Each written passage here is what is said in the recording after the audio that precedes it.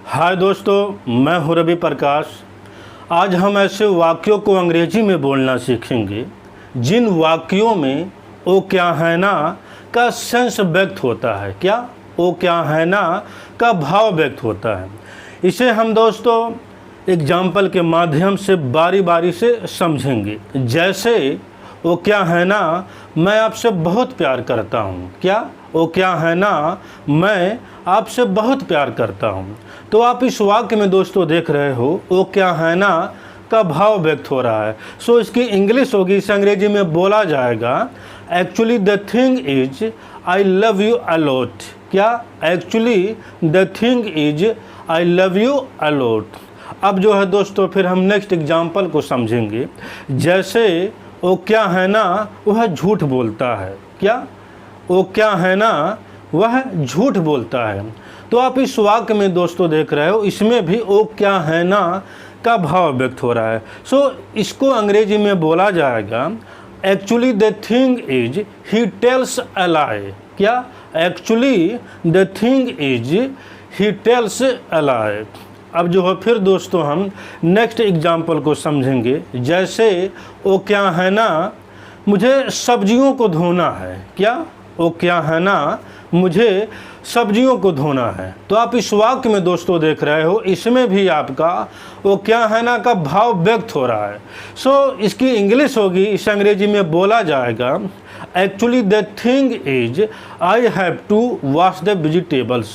क्या actually the thing is I have to wash the vegetables. अब जो है दोस्तों फिर हम नेक्स्ट एग्जाम्पल को समझेंगे। जैसे वो क्या है ना मैं बहुत दयालु हूँ। क्या वो क्या है ना मैं बहुत दयालु हूँ। तो आप इस वाक्य में दोस्तों देख रहे हो, इसमें भी आपका वो क्या है ना का भाव व्यक्त हो रहा है। सो इसकी इंग्लिश होगी, इस अंग्रेजी में कहा जाएगा actually the thing is I am so kind. क्या actually the thing is I am so kind. अब जो है दोस्तों फिर हम नेक्स्ट एग्जाम्पल को समझेंगे। जैसे वो क्या है ना मेरा मूड नहीं है। क्या वो क्या है ना मेरा मूड नहीं है। तो आप इस वाक्य में भी दोस्तों देख रहे हो वो क्या है ना का भाव व्यक्त हो रहा है। तो इसकी इंग्लिश होगी actually the thing is I am in no mood. क्या actually the thing is I am in no mood. अब जो है दोस्तों फिर हम नेक्स्ट एग्जाम्पल को समझेंगे। जैसे वो क्या है ना उसे मुस्कुराना पड़ता है। क्या वो क्या है ना उसे मुस्कुराना पड़ता है।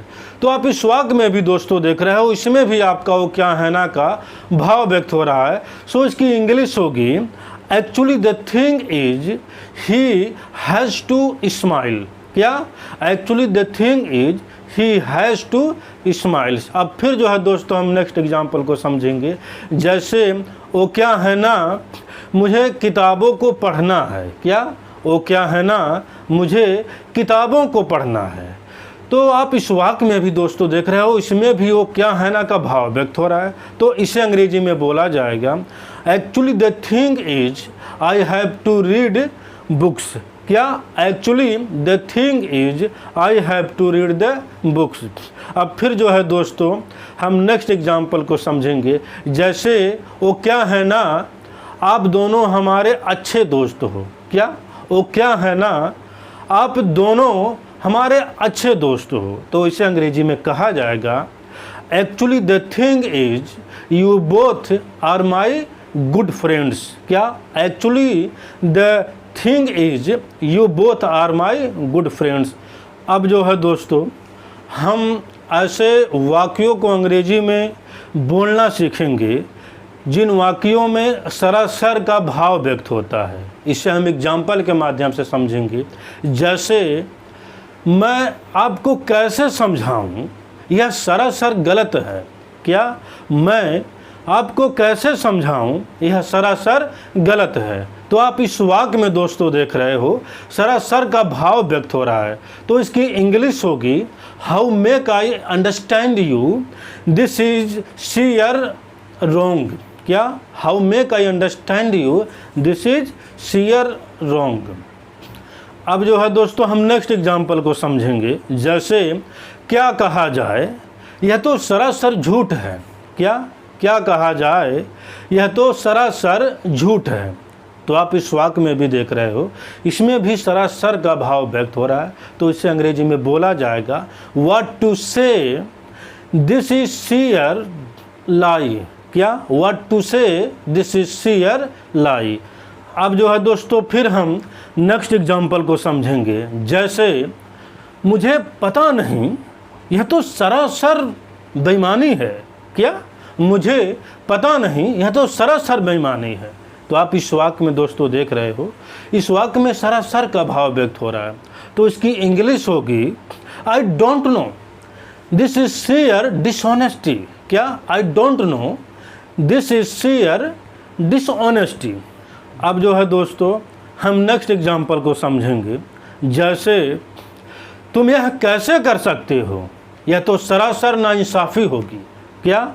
तुम यह कैसे कर सकते हो, यह तो सरासर नाइंसाफ़ी होगी। तो दोस्तों आप इस वाक्य में देख रहे हो, सरासर का भाव व्यक्त हो रहा है। तो इसकी इंग्लिश होगी, इसे अंग्रेजी में बोला जाएगा how can you do this, this will be sheer injustice.